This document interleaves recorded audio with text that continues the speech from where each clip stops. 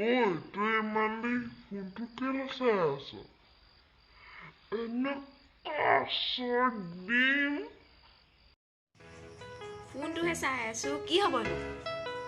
তোৰ পঢ়া শুনা তই কি কৈ আছ অথনি মই ফোনটো পিটিকি আছ মেট্ৰিক পৰীক্ষা হয় নে নহয় ঠিকনা নাই যদি পটককে যদি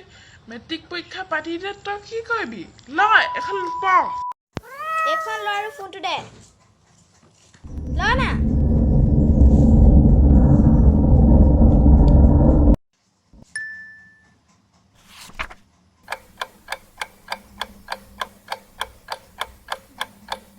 ঐ কিতাপ পঢ়িছ নে